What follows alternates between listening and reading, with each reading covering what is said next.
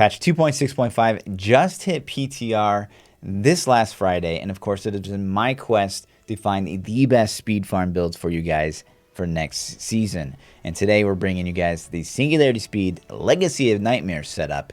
So without further ado, let's get into it.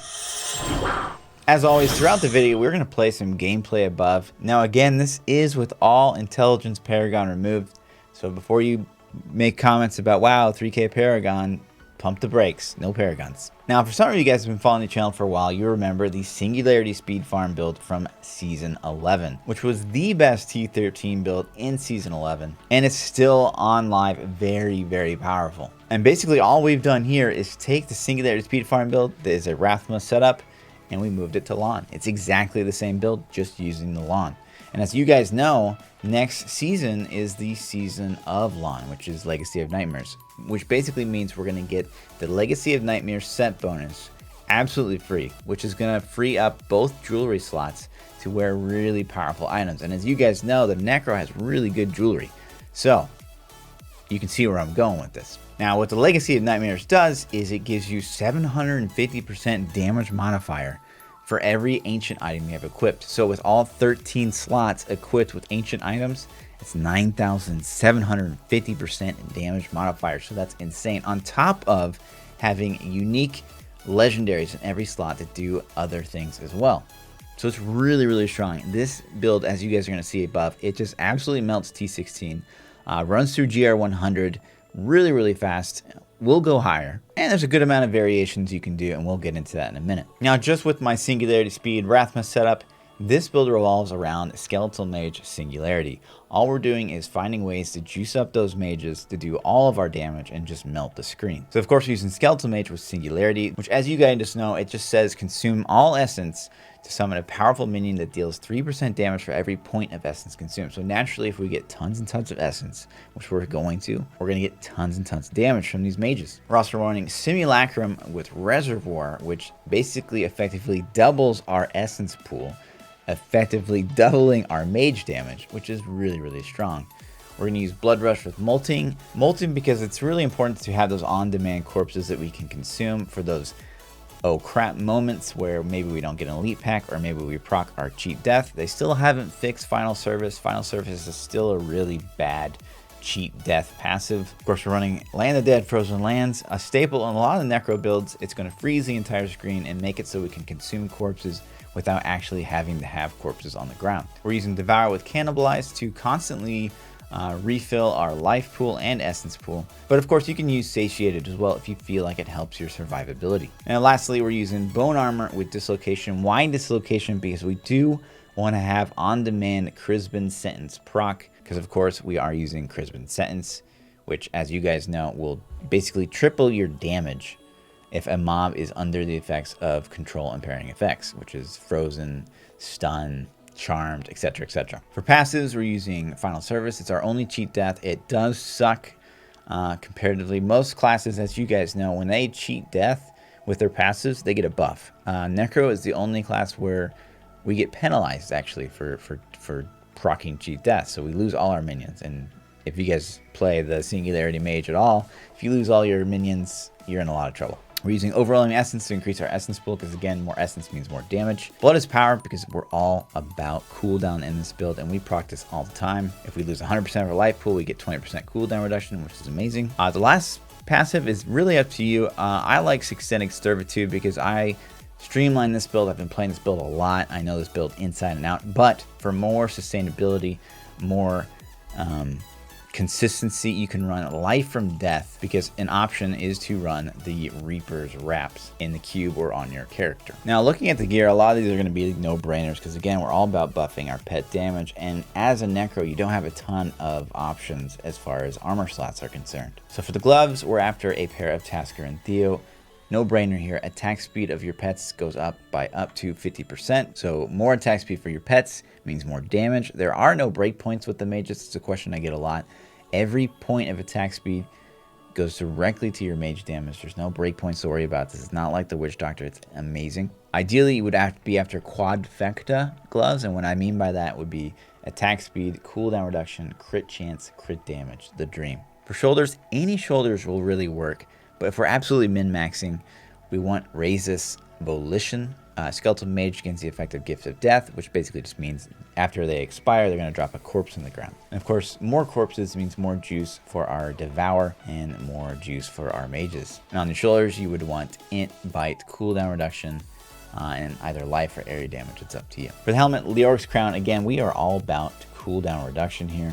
So throwing a diamond in this thing, you're going to get 25% cooldown reduction, which is amazing. Ideally, we'd want Int, crit chance, and skeletal mage damage, and a socket. For chest, Requiem Plate. Just like the Wrathmess setup, this is really, really good. Of course, we get double value from running Devour. So as you can see, each corpse consumed restores 3 health, and you get 10 essence per corpse. And what Requiem does is doubles that. So you get 6% life and 20 essence. But in addition, when Devour restores essence or life above your maximum, the excess is granted over 3 seconds. So this is really strong. For the belt, we're going to use the Vigilant Belt. More cooldown reductions. The only belt that can roll cooldown reduction. But of course, on T16, you can swap out for the gold wrap. Tons of survivability. But if you're asking me, the Vigilant Belt is the better choice. But of course, dying is no good. So if you're dying, run gold wrap. The pants, you have options here. One really good option, and probably my favorite option, is to run Swampland Waders, because it's just 20% more physical damage, which mages do physical damage, so that's really good. And then I like to cube Hexing Pants of Mr. Yan, which gives you 25% more damage while moving. Now, of course, as you see in the gameplay above, I never stop moving when I play this build. Half of your survivability, you're very squishy, so most of your survivability comes from your mobility. Just being able to constantly port, constantly get out of bad stuff. You get a second of invulnerability when you blood rush, so use that to your full advantage. Just fly around the map as much as you can. Again, as we explained before, if you're using Life from Death and you want a little bit more consistency, especially in bad maps, running Reaper's Wraps is probably the way to go. For the boots, no brainer. Stewart's Greaves, you get 100% movement speed for 10 seconds after using Blood Rush, and we are spamming Blood Rush in this build, so it's amazing. Bracers, no brainer. One of my favorite items in the game. Nemesis Bracers, we get a champion pack every single time we touch a pylon, which we're all about. Of course, in the cube, we're running Ingyam. As you guys know, I say it all the time, Ingyam and Nemesis, they go together like peas and carrots. They're so good together. Every single time we kill an elite pack, we get 10 seconds shaved off of our cooldowns, which lets us spam Blood Rush. It lets us have crazy cooldown reduction on Land of the Dead and Simulacrum, and if we kill multiple elite packs, it stacks, so it's like really, really good. Our offhand is literally just a stat stick, so something you can roll. Crit chance, cooldown reduction, and skeletal mage damage on is the dream. Any offhand will work.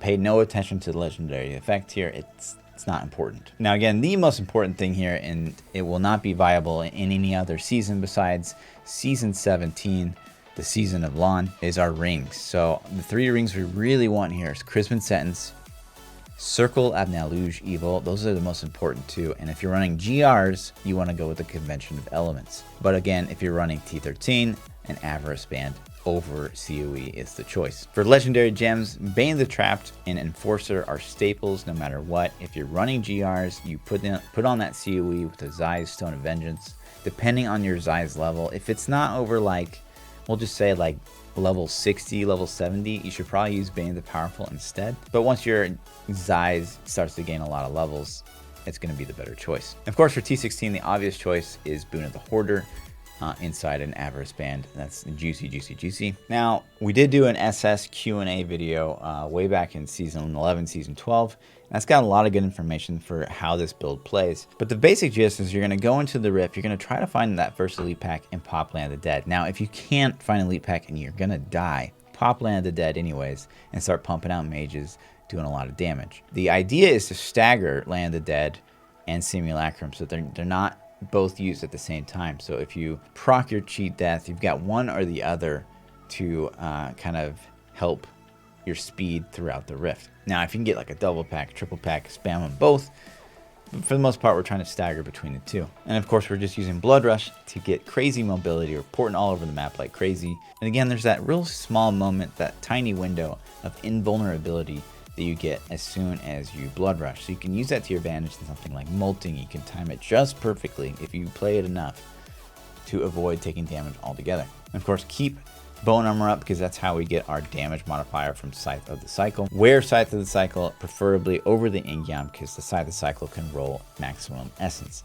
Now, just to touch on some of the stats you would want, like your Scythe of the Cycle, you want a weapon so good that you can roll off intelligence. So, you know, base damage, percent damage, cooldown reduction, and attack speed is the dream. You know, on the boots, I don't think we talked about invite armor and skeletal mage damage would be the dream. The legs, if you can get something like this, swamplands are going to be very hard to get because you have to roll a witch doctor just to get them. But physical, int, vite, and armor would be the dream. On the belt, invite, life, and cooldown reduction. Chest, invite, life, and 3 sockets, of course. Crisby, this is going to be really hard to get a good one. I wouldn't even say that this is a good one.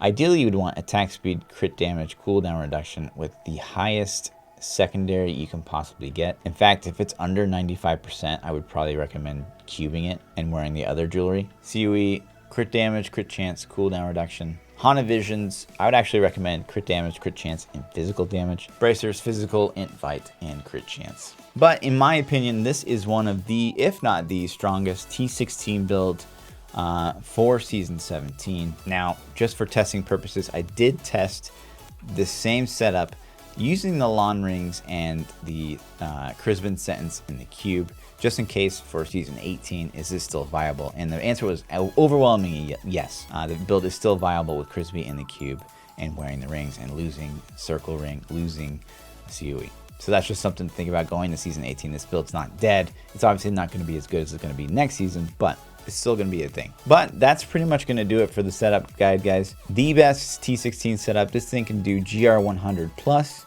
without a ton of effort. You can also run, you know, Shadow Hook in the cube and run a generator with this build, and it's going to be very, very strong if you like to move a little bit slower throughout the map.